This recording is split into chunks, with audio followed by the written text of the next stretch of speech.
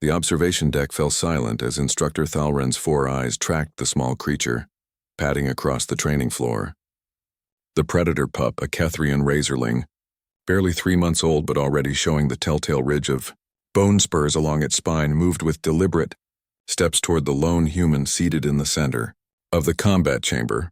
Private Lyra Kane sat cross-legged on the cold metal floor, her breathing steady, her eyes fixed on the approaching creature. Around the chamber's perimeter, 24 alien recruits pressed against the reinforced viewing glass, their various forms of respiration quickening with collective anxiety. "Is this a joke?" barked Cadet Vren, his mandibles clicking nervously. The insectoid Chirax had seen what adult razorlings could do. He'd lost a clutch brother to one during the border skirmishes on Theta 9. Thalren said nothing. His secondary arms crossed over his chest as his primary hands worked the control panel. The razorling pup was small now, barely the size of a Terran dog, but its species was known across 12 sectors as apex predators. Their adults hunted in packs, could tear through combat armor with ease, and possessed a predatory intelligence that made them nearly impossible to capture alive. This pup had been found orphaned near a human settlement. Standard protocol demanded immediate termination, but Private Kane had requested something different. The human didn't move as the pup approached. Its 6 legs carried it forward with surprising grace, its triple-jawed mouth parted slightly to taste the air. The bone spurs along its back rattled, a warning sound that made several recruits step back from the glass despite the barrier between them. Then something impossible happened. The razorling sat, right beside Private Kane's leg, its muscular body settling against her thigh like it belonged there. "Madness," whispered Ensign Yolta, her crystalline form shimmering with distress. "It will kill her. They always kill." But Thalren's mouth parts curved into what humans called a smile. He reached for the environmental controls. "Instructor, what are you doing?" Vren's voice pitched higher. "Sealing the room," Thalren replied calmly, his clawed fingers dancing across the panel. Heavy blast doors began sliding down over the chamber's entrances. Emergency lights flashed amber, then red, and releasing the others. Chaos erupted in the observation deck. Recruits surged forward, shouting protests in a dozen languages. But it was too late. From 4 hidden compartments in the training room's walls, adult razorlings emerged, sleek, deadly, and very, very hungry. Private Kane's eyes widened for just a moment.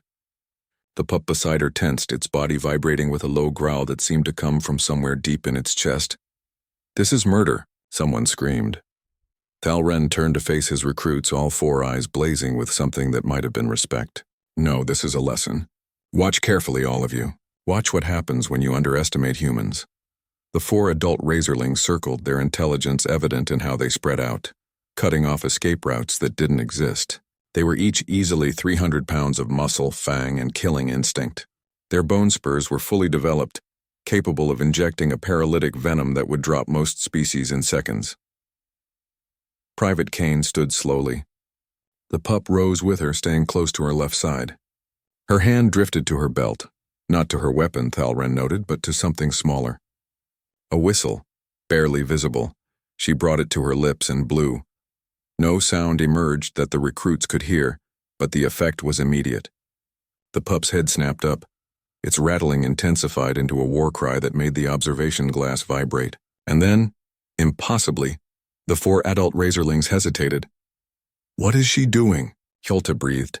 "Something her species does better than any other in the known galaxy," Thalren said quietly. "She's not trying to dominate them. She's not trying to kill them. She's speaking their language." Private Kane began to move, not away from the predators but toward them, the pup matching her stride perfectly. Her movements were fluid, confident, utterly without fear. She knelt down, making herself smaller, and extended her hand palm down toward the nearest adult. The razorling's 3 mouths opened, revealing rows of crystalline teeth, its body coiled, ready to strike. Then the pup moved between them. Small, vulnerable, but absolutely certain. It touched its snout to Kane's extended hand, then turned to face the adult. The rattling changed pitch, became almost musical. The adult's posture shifted, its spurs lowered, and slowly, almost cautiously, it approached. "Impossible," Vren whispered, but he couldn't look away.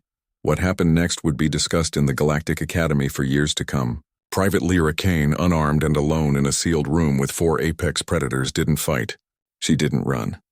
She did something that most species considered irrational, dangerous, and completely insane. She befriended them. It took 20 minutes. 20 minutes of careful movements, of reading body language, of responding to sounds and postures that most beings would never notice.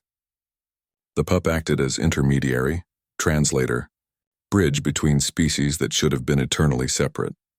By the time Thalren unsealed the room, all 4 adult razorlings were lying in a loose circle around the human, their bone spurs flat, their breathing synchronized with hers.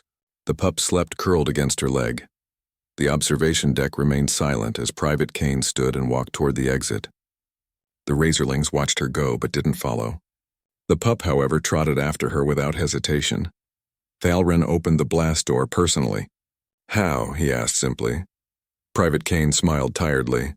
"On Earth we have a saying. It's not the size of the dog in the fight. It's the size of the fight in the dog. But there's another one we use more often."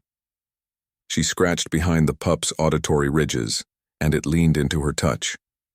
"Every animal, no matter how dangerous, was wild once. My species spent 10,000 years turning wolves into companions.